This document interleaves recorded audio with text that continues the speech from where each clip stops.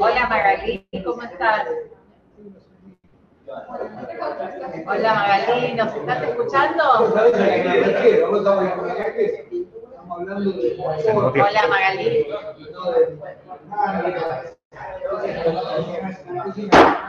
Ahí está, hola. Hola, hola, hola, ¿me escuchan?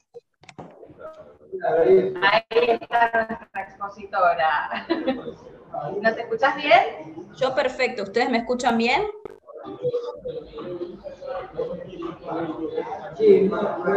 ¿Ustedes me pueden escuchar bien?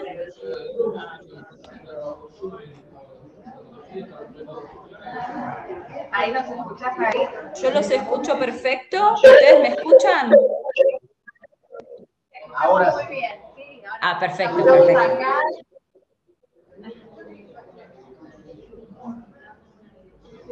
Ay, gracias. ¿Qué haremos sin ustedes?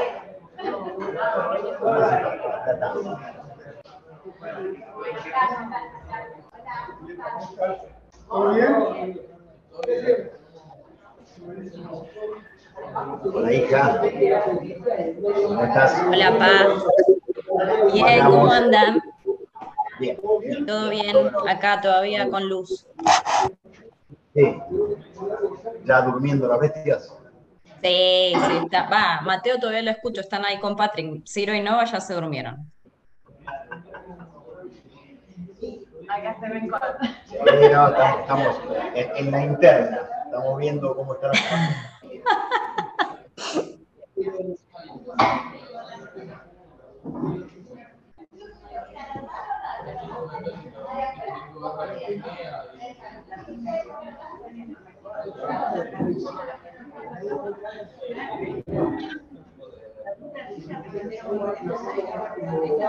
¿Cuántos días útiles de la...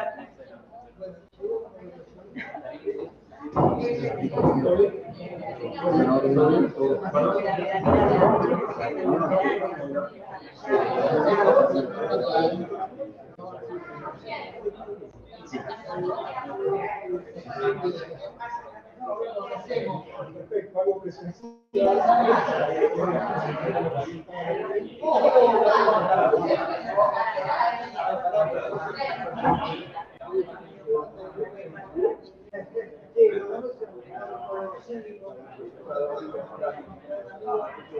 Sí, sí,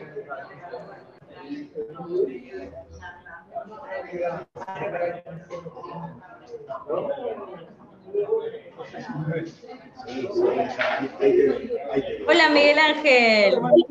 ¿Cómo estás? ¿Todo bien? Bien, ¿y vos? Un placer escucharte, acá estamos. Así ¿Cómo que anda nada, todo? bien, por suerte todo bien. Sí. Así que vamos a ver cómo sale esto. Muchos éxitos y te dejo, así nos vemos en un ratito. Dale, dale, dale. Gracias. No, doctor, ¿dónde está usted? Sí, acá. Este es un viejo chiste que a veces suele ser cierto. En este caso tenía toda razón. Menos mal. Me alegro.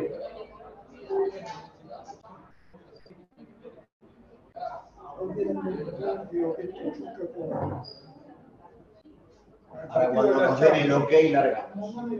Tranqui, tranqui, tranqui.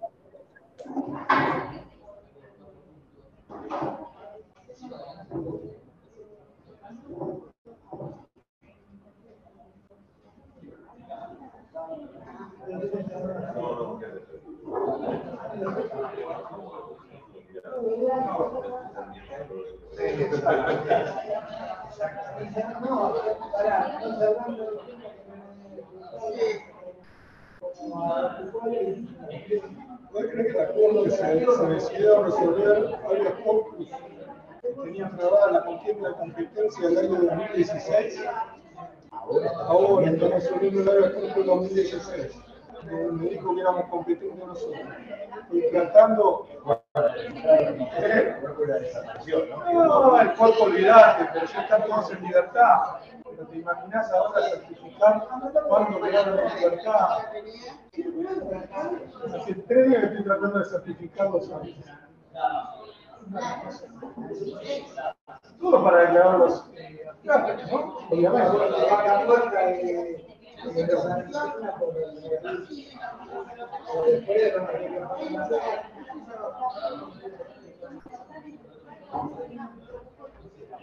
bueno, pero porque no lo puedo luchar como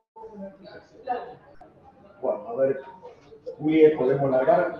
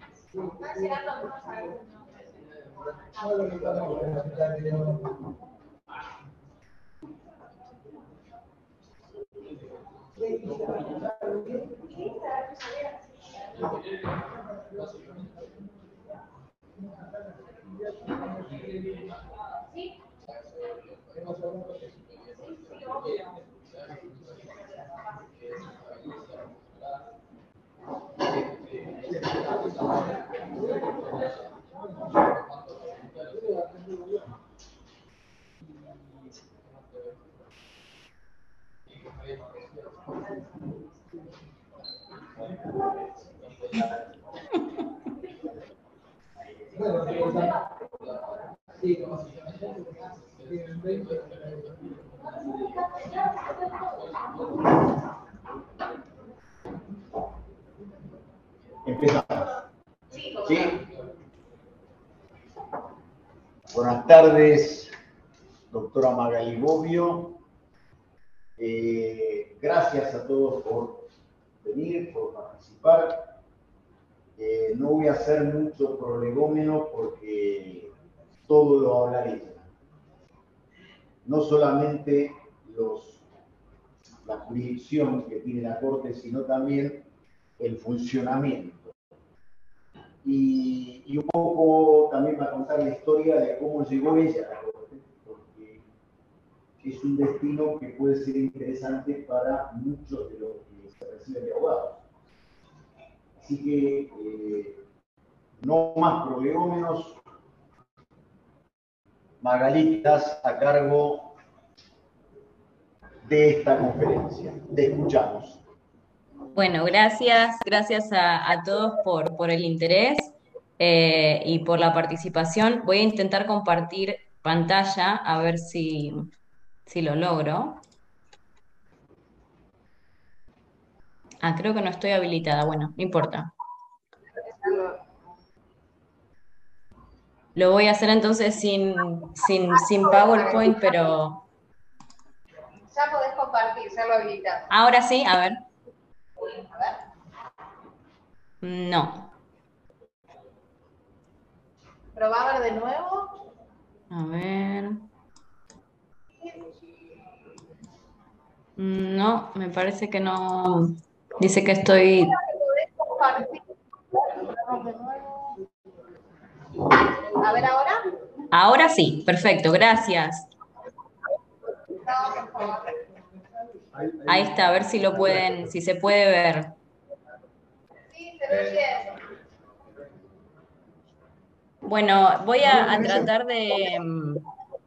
La Corte no es un tema, es un temón, entonces voy a tratar de ser lo más didáctica posible y no voy a dar absolutamente todos los detalles porque si no necesitaríamos un curso, pero voy a tratar de dar por lo menos la información esencial de cómo funciona, de cuál es la jurisdicción, y voy a hablar un poquito quizás de uno de los casos como para ilustrar alguno de los temas y que se vea cuán vinculado está con los temas que normalmente se ven en las jurisdicciones domésticas, incluida la jurisdicción penal en Argentina.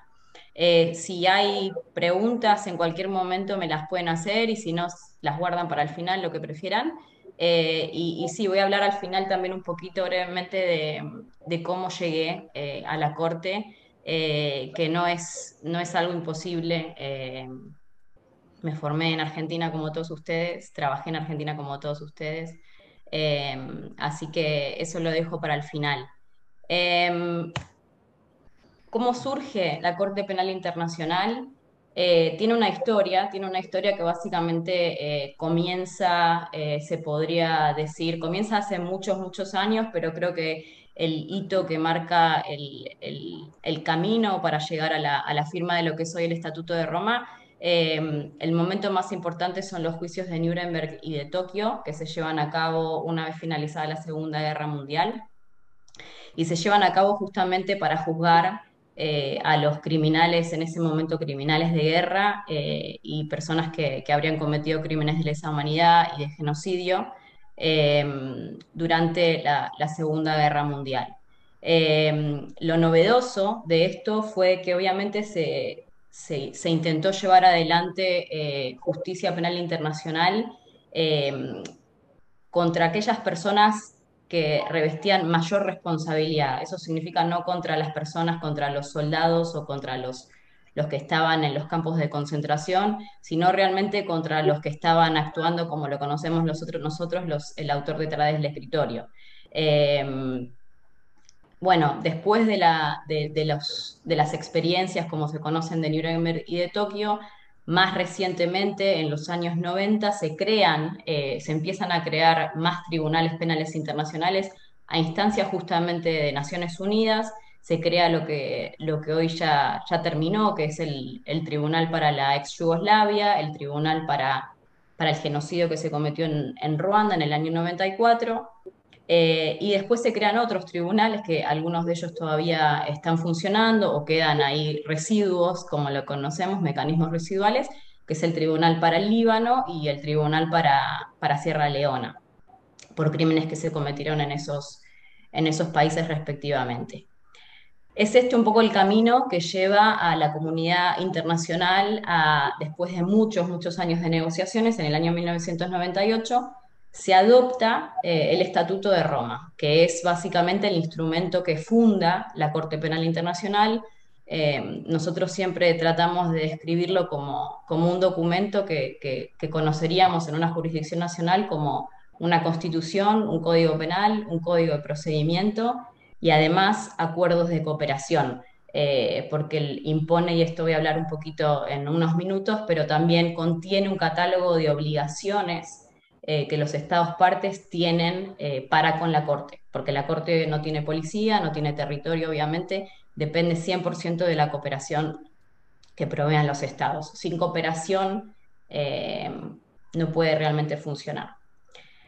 El Estatuto de Roma se adopta en 1998, pero entra en vigor, la Corte empieza a funcionar en el año 2002. ¿Por qué? Porque fue esa la fecha, el 1 de julio del año 2002, es la fecha en la que se logran las 60 ratificaciones que se necesitaban para la entrada en vigor del tratado. A la fecha tenemos 123 estados parte o estados miembros, y de esto podemos hablar en un ratito. Muchos de los países conocidos como potencias mundiales, como Estados Unidos, Rusia, China, Israel, no forman parte del Estatuto de Roma, pero, acá paréntesis, esto no significa que la Corte Penal Internacional no pueda ejercer jurisdicción penal en casos en los cuales los crímenes se hayan cometido, por ejemplo, y ahora vamos a hablar de lo que es la jurisdicción territorial, en el territorio de un Estado parte. ¿Qué significa esto? Ejemplo más reciente y más concreto, los crímenes que presuntamente se están cometiendo en Ucrania, en la guerra, a manos presuntamente de Rusia. Rusia no es un Estado parte, pero si sus nacionales están cometiendo crímenes en el territorio de Ucrania, que si bien no es un Estado parte, es un Estado que ha brindado voluntariamente a la Corte su jurisdicción para que investigue justamente lo que está pasando, la Corte tiene jurisdicción contra esas personas, y es sobre esa base que hace aproximadamente un mes y medio se emitieron órdenes de arresto contra Putin y contra otra miembro ahí del gobierno. Un poquito las características más básicas del funcionamiento y de lo que es la Corte Penal Internacional. Hay que distinguir, y especialmente porque las dos están en La Haya, la Corte Penal Internacional de la Corte Internacional de Justicia. Son diferentes, estamos cerquita geográficamente, pero la Corte Penal Internacional lo que tiene es jurisdicción sobre individuos. Lo que se busca es la determinación de responsabilidad penal individual. La Corte Internacional de Justicia es un órgano de Naciones Unidas que básicamente lo que juzga es contiendas entre estados, con lo cual no tiene esta jurisdicción tan específica que tenemos nosotros. ¿Cuáles son los crímenes? Y esto tiene mucho que ver, obviamente, con la jurisdicción material, erracción en materia. No tenemos jurisdicción sobre todo. Un ejemplo claro sobre lo que no tenemos jurisdicción es terrorismo. Eso no significa que no sea posible que ciertos actos de terrorismo califiquen como un crimen de lesa humanidad, por ejemplo, en cuyo caso tendríamos jurisdicción. Miguel Ángel va a saber también, el crimen de ecocidio, por ejemplo, es otro de los ejemplos. No está, hay propuestas, hay muchas iniciativas para que se incorpore como un crimen, pero al día de la fecha no está incorporado. Eso no impide que ciertos actos de ecocidio puedan ser calificados si se dan ciertos requisitos como crímenes de lesa humanidad. Los 4 crímenes específicos sobre los cuales la Corte sí tiene jurisdicción son los crímenes de guerra, los crímenes de lesa humanidad y el crimen de genocidio y más recientemente, porque entró en vigor hace 4 años, el crimen de agresión. La Corte Penal Internacional, a diferencia, por ejemplo, mencioné lo que fueron los tribunales para la ex Yugoslavia y el Tribunal para Ruanda. Esos 2 tribunales fueron creados por el Consejo de Seguridad de Naciones Unidas. Fueron creados a través de una resolución del Consejo de Seguridad. Eso significa que todos los miembros de Naciones Unidas, no solamente aquellos que en nuestro caso, por haber sido creados por un tratado, ratificaron el tratado, prácticamente todo el mundo es parte de Naciones Unidas, con lo cual todo el mundo tenía obligaciones para con los tribunales para la ex Yugoslavia y el tribunal para Ruanda. Y esto no es un dato menor, es un dato muy importante porque como podemos charlar en un ratito si quieren, la cooperación de los estados es fundamental y cuando no tenemos la cooperación de ciertos estados o de grandes potencias mundiales, nuestro funcionamiento se ve muy limitado.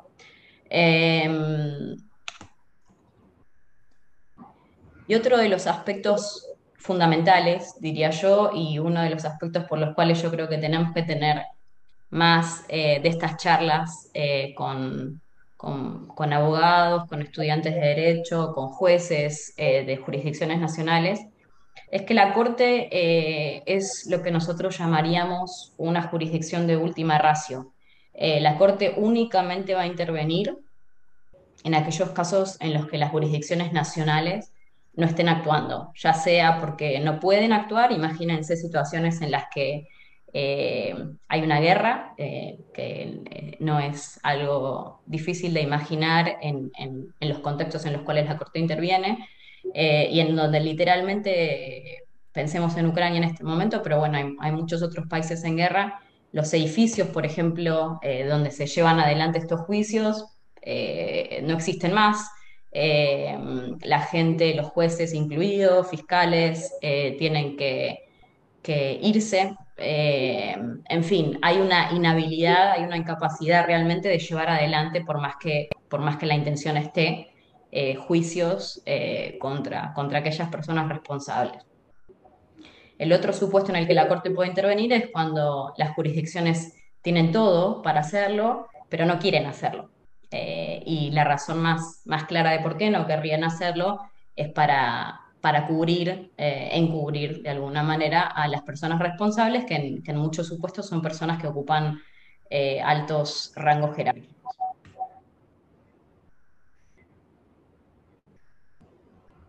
Ahora bien, una de las preguntas que muchas veces nos hacen es, bueno, ¿y cuándo es que la Fiscalía de la Corte Penal Internacional puede abrir una investigación? ¿En qué supuestos? Los supuestos son 3, básicamente. Uno es cuando es un propio Estado parte el que remite a la Corte Penal Internacional una solicitud para que la Corte investigue, por ejemplo, una situación en concreta, un conflicto armado, represión contra la población, etc. El segundo supuesto es cuando esa solicitud de investigación proviene del Consejo de Seguridad de Naciones Unidas. Hasta la fecha tuvimos únicamente 2 de estas remisiones, en el caso de Darfur y en el caso de Libia. Eh, y vale resaltar que en ambos casos, ni Libia ni Sudán son estados parte de la Corte Penal Internacional, con lo cual se dificulta bastante, porque obviamente para investigar en el territorio uno necesita el permiso del Estado parte. Y bueno, obviamente esos permisos por mucho tiempo no se concedieron. Visas, imagínense todas las cuestiones prácticas, ¿no? De que los investigadores de la Corte Penal Internacional puedan ingresar al territorio, puedan entrevistar testigos, etc. Y el tercer supuesto, que es el que, ay, perdón, que es el que más preguntas puede presentar, es cuando la investigación la abre el fiscal propio motu, por iniciativa propia. El fiscal recibe a diario, yo no tengo los números, pero recibe lo que nosotros llamamos comunicaciones, que en realidad son denuncias, porque a la fiscalía la puede contactar cualquier individuo en el mundo, cualquier ONG en el mundo, cualquier estado, para que investigue situaciones, para que investigue lo que pasó en Colombia, para que investigue lo que está pasando en varios países.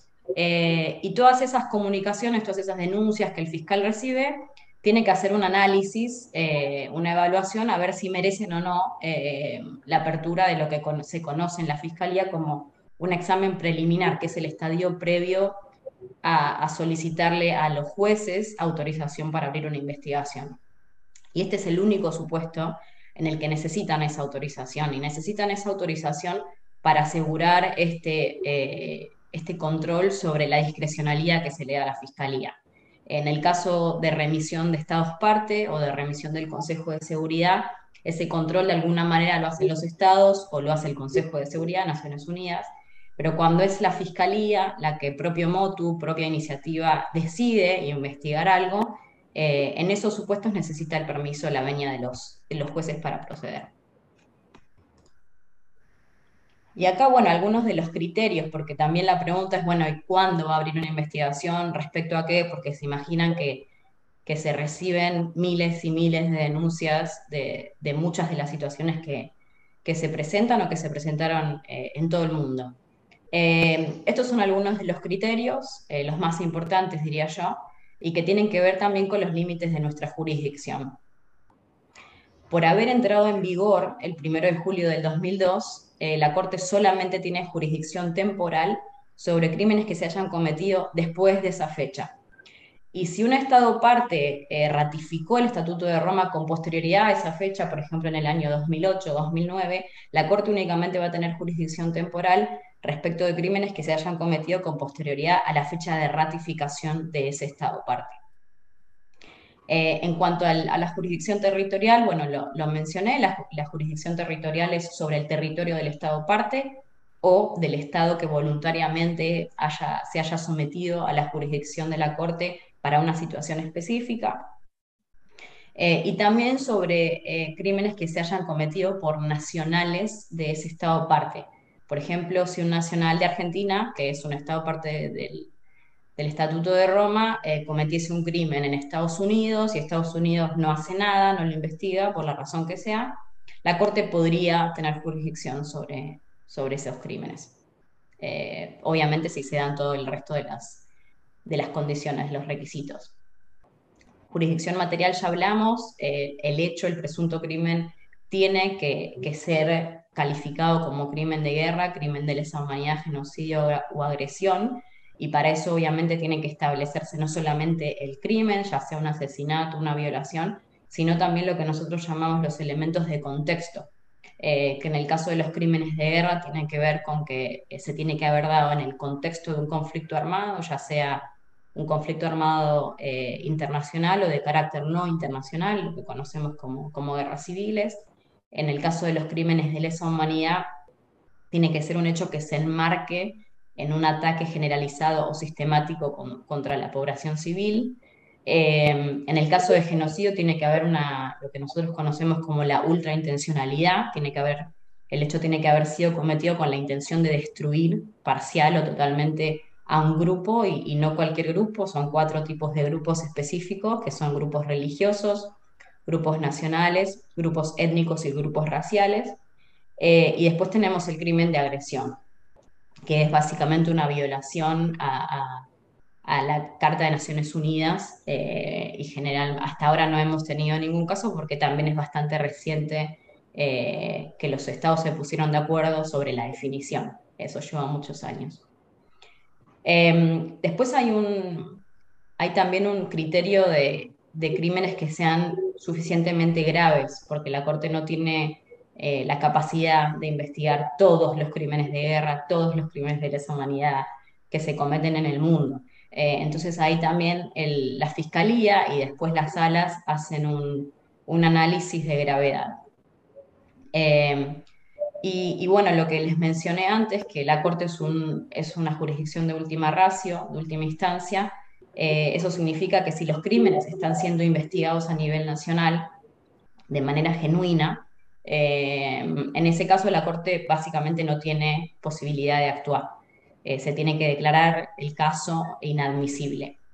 Y por último, hay una cuestión de oportunidad, que es la investigación tiene que redundar en el interés de la justicia. Y acá se puede pensar, por ejemplo, en algunas situaciones de posconflictos en las que hay algunos esfuerzos de comisiones de la paz, etcétera, etcétera, hasta qué punto una investigación y un procesamiento y una eventual condena redundan o no en el interés de la justicia. Y esto simplemente para darles un panorama más práctico de lo que se está haciendo ahora en la Corte Penal Internacional. Yo les mencioné, hay como 2 estadios: el estadio de lo que se conoce como el examen preliminar, que es el estadio anterior a la apertura de una investigación y está en manos absolutamente del fiscal. Y en este momento tenemos 2 situaciones, lo que conocen, bueno, Nigeria y lo que se conoce como Venezuela 2. Venezuela 1, nosotros lo conocemos como la denuncia que hicieron un grupo de países, incluida Argentina.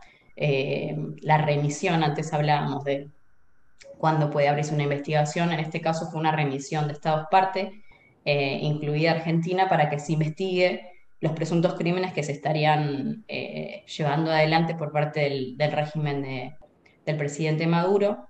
Y Venezuela 2 es una remisión que hizo Venezuela para que se investigue los presuntos crímenes que estarían cometiendo la oposición. Y este está en examen preliminar. Todavía la Fiscalía no ha determinado si va a investigar o no esa parte del conflicto, de la situación que está ocurriendo ahora en Venezuela. Y estas son las investigaciones que están abiertas. Lo que significa que estén abiertas significa que la Fiscalía tiene mucho más poderes de investigación, puede ir al terreno, puede investigar, puede recolectar evidencia, puede entrevistar testigos, etc. En el momento en el que la Fiscalía determina, en el marco de su investigación, cuáles son las personas presuntamente mayormente responsables, es en ese momento en el que va a pedir a la sala de cuestiones preliminares, que es donde trabajo yo, por cierto, que emitan una orden de arresto contra una persona o personas específicas. Y en ese caso pasamos del estadio de investigación al caso, donde ya tenemos una persona, donde tenemos cargos, etc. Y esto es por si algún día se inspiran y nos vienen a visitar. Esto es lo que van a encontrar en la sala de audiencias, que es muy parecido a cómo son las salas de audiencias en Argentina. Básicamente tenemos a los jueces. En el caso de la sala de cuestiones preliminares, que sería una especie de instrucción y donde se lleva adelante una sola audiencia, que es lo que se conoce la audiencia de confirmación de cargos, que lo podríamos llamar una audiencia de procesamiento en Argentina. Son 3 los jueces que intervienen en la sala de cuestiones preliminares, son 3 los jueces que van a intervenir posteriormente en el caso de que se confirmen los cargos en el estadio del juicio, y son 5 los jueces que van a entender en la sala de apelaciones. Obviamente, existen en el Estatuto de Roma, están previstos todos los derechos de defensa, todas las garantías procesales, y eso incluye un abogado defensor. Tenemos a la Fiscalía, que es la que va a llevar adelante la acusación. Y algo novedoso en la Corte Penal Internacional, a diferencia de lo que fueron los tribunales penales internacionales que la precedieron, es que las víctimas en la Corte Penal Internacional tienen derecho a participar en los procedimientos. Y además de tener derecho a participar en los procedimientos, en el caso de que recaiga condena, tienen derecho a que se les otorgue reparaciones, que pueden tener diferentes modalidades, no son únicamente reparaciones económicas, pero imagínense también, por ejemplo, reparaciones de carácter colectiva, simbólicas, etc. Y también son representadas por abogados. Los casos son grandes, con lo cual en un caso en concreto puede haber, creo que en el último caso que me tocó, teníamos más de 2.000 víctimas admitidas para participar. Y en esos, por ser tan grandes los casos y por ser tan numerosos los números de víctimas, se busca unificar y que haya 1 o 2 representantes dependiendo de los intereses de las víctimas. Y bueno, por último tenemos a los testigos. En general, la Fiscalía va a presentar sus testigos, la defensa va a presentar sus testigos, las salas, los jueces pueden también llamar testigos. Y por último, bueno, las víctimas tienen la posibilidad también de ofrecer testigos y que la sala los admita, porque en el caso de las víctimas se las toma como participantes, pero no como partes. Tienen menos derechos, tienen derechos, más derechos que los que tenían en el Tribunal para Yugoslavia y en Ruanda, pero tienen menos derechos que la Fiscalía y la defensa.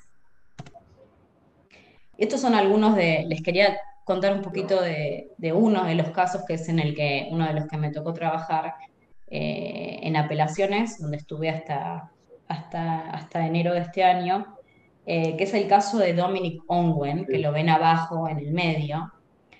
Y es un caso muy interesante, porque por varios temas, pero creo que lo que lo hizo tremendamente interesante es el hecho de que Dominic Ongwen, que era un comandante del Lord Resistance Army, un grupo militar en Uganda, rebeldes, pero bien organizados. Y este señor era uno de los comandantes de una de las brigadas más importantes de este movimiento rebelde.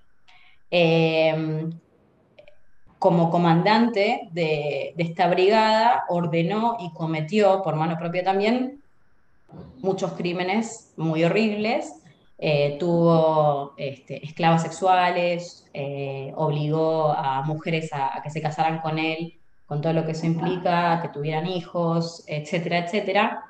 Pero él mismo, cuando tenía aproximadamente, y esto es lo que está determinado en la sentencia, entre 8 y 9 años, él mismo fue secuestrado y hecho niño soldado de este grupo militar en el que posteriormente se destaca y llega hasta comandante de una de las brigadas. Él fue reclutado contra su voluntad, mataron a sus padres, y sobre la base de esta experiencia traumática que le tocó vivir, es que durante el juicio y también en apelaciones, su defensa nunca fue yo no lo hice, su defensa fue yo lo hice porque no tuve otra opción. A mí nadie me enseñó otra cosa, yo actué bajo coacción, esa fue una de sus defensas, y yo no entendía la culpabilidad de mi acto, esa fue su otra gran defensa. Y no entendía la culpabilidad de mi acto porque a mí nadie me enseñó qué es lo que está bien y qué es lo que está mal. Y esto lo hizo un caso sumamente complejo, porque lo hizo un caso de lo que a veces se conoce en el derecho penal internacional como víctima, víctima perpetrador. Eh, si bien él no era una víctima, cuando cometió los crímenes, había sido una víctima desde muy chiquito.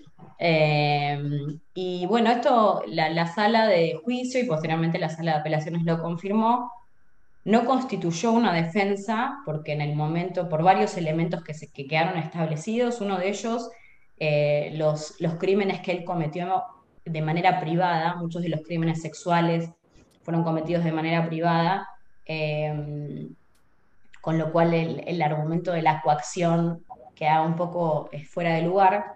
Y el tema de la incapacidad mental, hubo ahí expertos, varios peritos que declararon que obviamente las experiencias fueron traumáticas y lo afectaron, pero no destruyeron la capacidad de discernir la culpabilidad de sus actos y sobre esa base es que se lo condenó. Ahora bien, esas experiencias y esa disminución de su capacidad sí fue tomada como atenuante al momento de imponer la pena. Por los crímenes por los cuales se lo condenó, la sala de juicio, y lo confirma después apelaciones, dijo, esta persona sin lugar a dudas merece cadena perpetua. Pero por todas las cosas que le pasaron, consideramos que se la vamos a reducir a 25 años. Y esa fue la pena que en última instancia se impuso. Creo que es uno de los casos que ilustra un poco la complejidad de lo que se puede llegar a presentar en este tipo de conflictos que aparte son muy prolongados en el tiempo, especialmente muchos de los conflictos en África. Este es el caso de Uganda.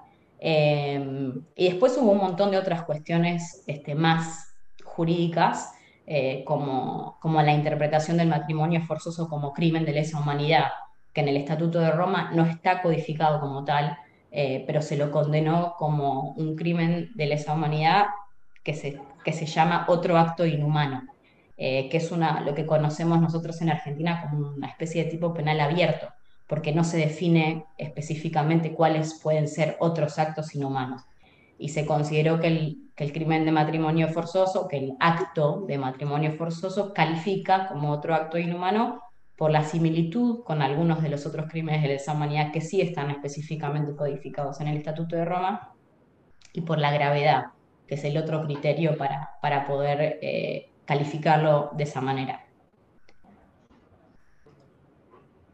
Bueno, y ahora les cuento muy brevemente para que después podamos tener un poquito de preguntas y respuestas, pero hay muchas posibilidades de involucrarse con la Corte. Eh, la más fácil es seguirla en redes sociales porque se publica mucho de lo que está pasando, de los juicios, de las actividades. Recientemente, justamente hablábamos el otro día con el doctor Bobbio el tema de un llamamiento que hubo recientemente para incrementar el número de abogados de Latinoamérica que representan a acusados y también representan a víctimas, porque no hay, en comparación con abogados, por ejemplo, de Europa o de otros países, hay menor cantidad. Todo eso sale en las redes sociales, que es la manera que la Corte también está buscando expandir y compartir la mayor cantidad de información posible. Concientizar de qué es la Corte, bueno, un poco lo que estamos hablando ahora y comentarlo. Se pueden hacer donaciones, especialmente para lo que es el Fondo Fiduciario para las Víctimas, y obviamente existe la posibilidad de aplicar para puestos en la Corte Penal Internacional, o de simplemente intentar hacer una pasantía o una estadía como visitantes profesionales. Estas oportunidades están abiertas prácticamente todo el tiempo. Es cuestión de meterse y mirar. Y, y bueno, me da un poco el pie para contarles un poquito cómo llegué yo, que que me formé en Argentina, hice mi carrera en Argentina, trabajé varios años en el Poder Judicial. Y en un momento me vine a hacer una maestría en crímenes internacionales, y empecé a aplicar cuando se había vuelto un poco claro que mi noviazgo venía en serio con mi actual marido holandés. Empecé a aplicar también a posiciones porque la maestría la verdad que también me generó muchísimo interés en esta parte del derecho penal, que es el derecho penal internacional. Y tuve la fortuna, si se puede, la suerte de que me llamaran para una pasantía en la sala de juicio. Y, y de ahí, bueno, una vez que uno entra, es más fácil hacerse conocer, mostrarse.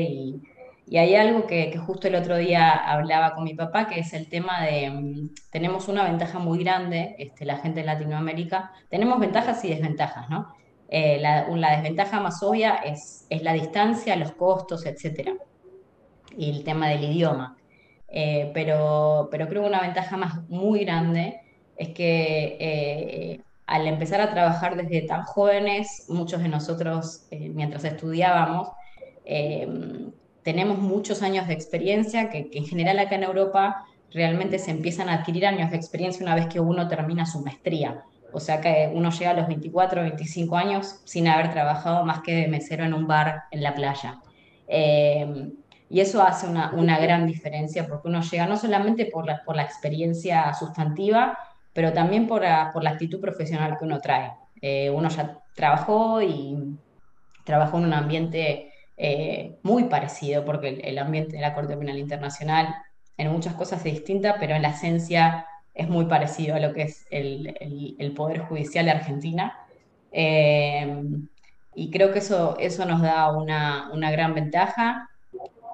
No es imposible, es muy posible. Si en algún momento alguno quiere hacer una pasantía o estar como visitante profesional por algunos meses, con mucho gusto mi papá puede pasar ahí el contacto, me avisan cuando hay que aplicar por el sistema, y como es todo muy formal, hay un sistema y demás, pero me avisan si aplican y obviamente hay posibilidades. Así que voy a parar acá para poder dar lugar a preguntas, si hay, y les agradezco a todos mucho la atención. Muy bien.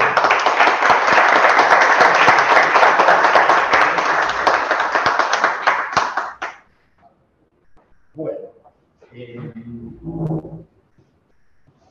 chicos, sobre todo, ¿está algún inquietud?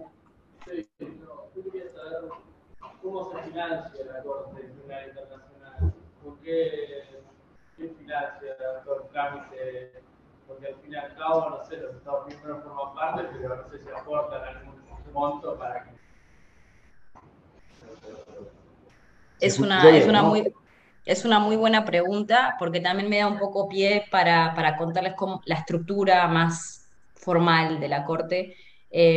La Corte básicamente tiene, bueno, la Fiscalía, que es un órgano independiente, tiene la Presidencia, que es el presidente de la Corte con dos vicepresidentes que son al mismo tiempo jueces, los tres. Las salas, que son donde están los jueces y, bueno, todos nosotros, todos los que ahí les brindamos asistencia jurídica, y la Secretaría, que es el órgano que básicamente nos da todo el apoyo logístico desde, imagínense, acá otra complejidad que es el tema de los idiomas, ¿no? Trabajando con casos en todo el mundo se presenta el tema de traducciones, intérpretes, etcétera, etcétera, pero también la gente de seguridad, la gente que nos ayuda con las computadoras, de IT, etcétera. Eh, Tenemos la Asamblea de Estados Parte, que son los representantes de todos los estados que forman parte del Estatuto de Roma.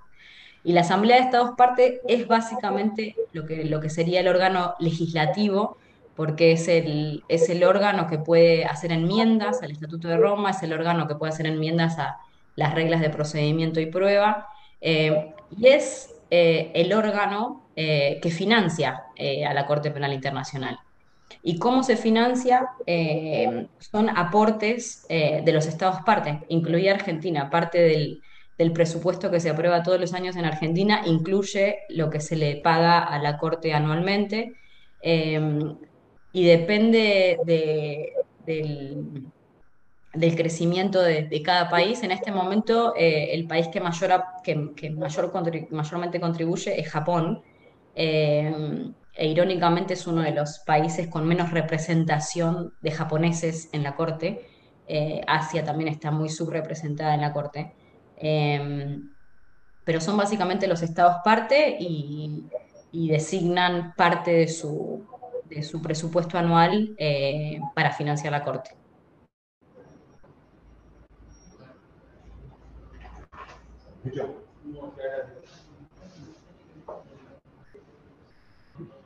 ¿Alguna otra inquietud? Sí.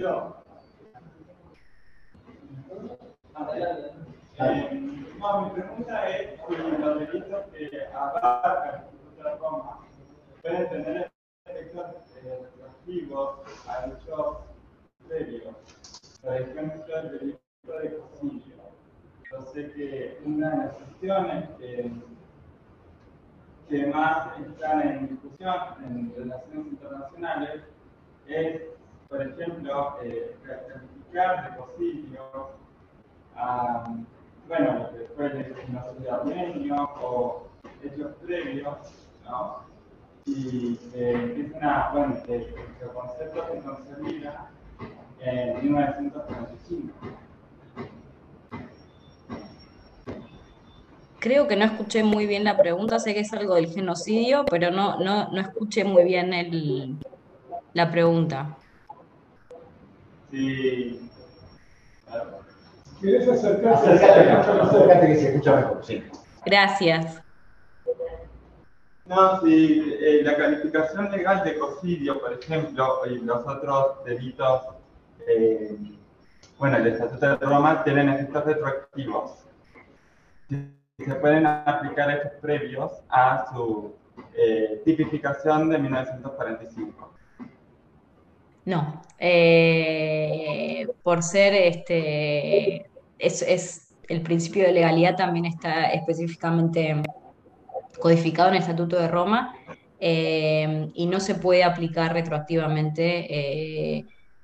En el caso de los estados que ratificaron el Estatuto de Roma el 1 de julio del 2002, la Corte va a tener jurisdicción con posterioridad a esa fecha y con respecto a crímenes cometidos con posterioridad a esa fecha, con lo cual crímenes que hayan ocurrido incluso en el territorio de ese Estado parte, antes de la fecha de ratificación, sea 1 de julio del 2002 o después, la Corte no hay jurisdicción retroactiva, no. Una preguntita. ¿Hay prescripción de la acción? Tampoco. ¿Prevista la prescripción? Por ser crímenes internacionales, está específicamente estipulado en el Estatuto de Roma que los crímenes no prescriben.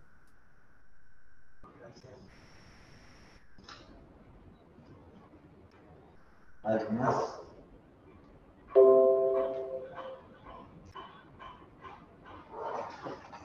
Bueno, acá Magalí, Sí. soy Ricardo Bachillo.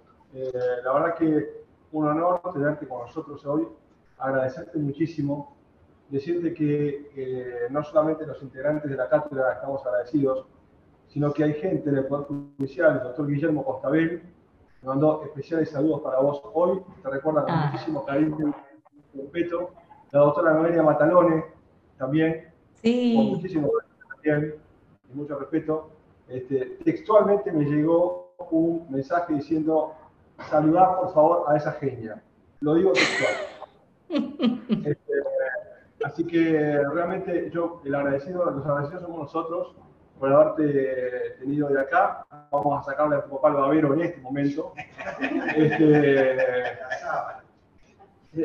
Es más, designado por unanimidad coordinador, por unanimidad de la cátedra, coordinador. En realidad nos reunimos, él nos ató, se dejó cerrar el baño y cuando salimos era el caminador. Ya estaba O sea, decidido. sí, Estaba decidido. Una actividad, botillo solo. Así que, no, pero realmente te agradecemos mucho. Esta visión que vos has presentado, o sea, es imposible, quiero agradecerle a Gustavo y a vos esta posibilidad, sabiendo el esfuerzo, la diferencia horaria, digamos, porque esta visión que vos has dado no es posible conocerla si no es la versión desde dentro, digamos, y haberlo hecho de manera tan ágil, o sea, tan sencilla, siendo un tema tan complejo, realmente habla de tu calidad humana y tu calidad académica. Así que te lo quería agradecer muchísimo en nombre de la cátedra. No, les agradezco mucho la oportunidad de compartir este ratito con ustedes y nada, se lo dije al coordinador, pero siempre con mucho gusto. Es algo que aparte me gusta mucho porque no solo me gusta, sino que me parece que, como lo dije, creo que necesitamos más de este tipo de intercambios y porque era algo que hablaba el otro día también, pero ni Argentina ni ningún país de Latinoamérica está exento de que en algún momento la Corte pueda llegar a intervenir. Creo que es muy importante que se conozca qué es y cuáles son los límites, porque a veces creo que muchos de los miedos y muchas de las críticas que, no de Latinoamérica, pero en su momento cuando empezó la Corte a operar, todos los casos que había eran en África. Y se hicieron muchas críticas a que la Corte era una herramienta del mundo occidental contra África y del colonialismo, y mucho de ese criticismo estaba básicamente basado en un desconocimiento del funcionamiento de la Corte y de cuál es la jurisdicción y de que realmente si los países hacen lo que deberían hacer, la corte no tendría por qué intervenir. Y es un poco eso, es un poco el expandir este conocimiento que es básico, pero que creo que todavía y la Corte tiene que hacer más esfuerzos. Y por eso siempre digo, a mí me pone muy contenta poder hacer el aporte individual, pero creo que se tiene que hacer más desde el lado de la Corte y acercarse más a las jurisdicciones nacionales para lograr eso, para lograr mayor conocimiento, que en última instancia esa aspiración que tiene la Corte de universalidad y de realmente ser una Corte Penal Internacional de la comunidad internacional entera, solo se va a lograr incrementando los contactos y expandiendo el conocimiento de lo que somos y de lo que hacemos. Eh, Así que nada, muchas gracias, de verdad, y cuentan conmigo para cuando quieran. Muchísimas gracias, Madrid.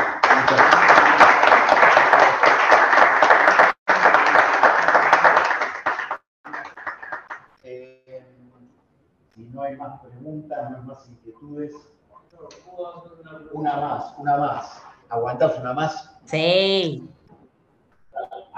Con el tema de la sentencia, con la ejecución de la sentencia, ¿la Corte qué omite? ¿Opiniones consultivas como hace la Corte Interamericana de Derechos Humanos? ¿O tiene algún efecto vinculante al Estado que te trae? ¿O simplemente tiene una opinión y el Estado está en tomar normas? Pregunta interesante. La Corte, como mencioné, tiene jurisdicción sobre personas, sobre individuos, y la Corte únicamente va a poder juzgar a ese individuo cuando ese individuo sea arrestado y trasladado, literalmente trasladado a La Haya. Hay una prisión temporaria acá muy cerquita de la Corte. No existen los juicios en ausencia, que sí existen en otras. En el Líbano, por ejemplo, se hicieron juicios eh, sin estar presentes los acusados, y de hecho se los condenó sin estar presentes. La Corte no admite eso, no está codificado, la presencia del acusado es un derecho y una obligación al mismo tiempo. Eh, con lo cual, una vez que la persona está físicamente presente y se lleva adelante el juicio y si recae condena, es una sentencia condenatoria, como las conocemos en Argentina, y luego de la condena, luego de encontrarse que la persona es culpable, se impone una pena, que puede ser una pena de prisión, puede ser una pena también una multa, una pena pecuniaria. Y si se impone una pena de prisión, como fue el caso que les conté del señor Ongwen, ahí también se necesita la cooperación de los estados para la ejecución de la pena, porque la Corte no tiene prisiones tampoco. Lo que tenemos acá es prestado de los Países Bajos, y es temporario, es durante el tiempo que duren los procedimientos. Una vez que el procedimiento concluye, que hay una condena firme, y una pena firme, en ese caso se inicia todo un proceso de ejecución en el cual se tiene que determinar en qué país, en qué lugar esa persona va a cumplir con la pena condenatoria. Con lo cual, a la pregunta sí, son vinculantes, no son opiniones consultivas. eh, y para la ejecución de la sentencia condenatoria, nuevamente se necesita la cooperación de los estados. Y Argentina, de hecho, es uno de los países que más coopera, por cierto. Es uno de los pocos países que tiene un acuerdo de cooperación, también para la reubicación de testigos, por ejemplo, y también para ejecución de penas. Eh, Porque esos son acuerdos que van de cooperación, que van más allá de las obligaciones básicas que están en el Estatuto de Roma, y con lo cual dependen de la voluntad de cada Estado de cuánto más quieren cooperar de lo que deben conforme el Estatuto de Roma. Y Argentina en ese sentido, y a mí me pone orgullosa siempre en la Corte, porque es uno de los países que más coopera, y que más voluntad de cooperación ha demostrado desde el comienzo, desde las negociaciones del Estatuto de Roma. Eh, Así que bueno, espero haber respondido a la pregunta.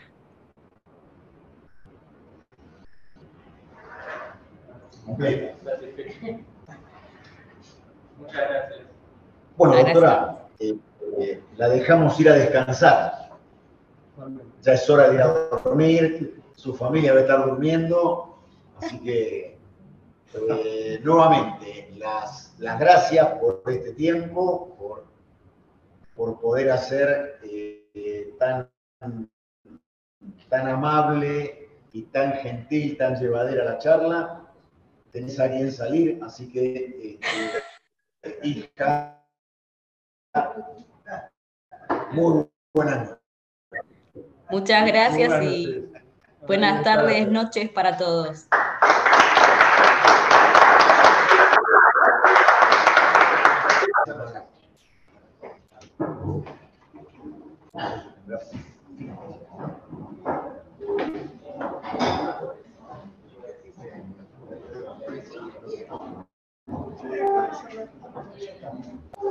Habría que ir por ahí para una ciudad de la bandera.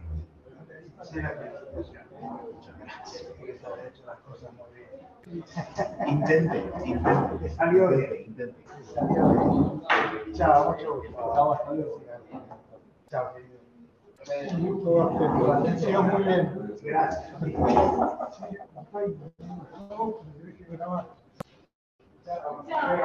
Gracias.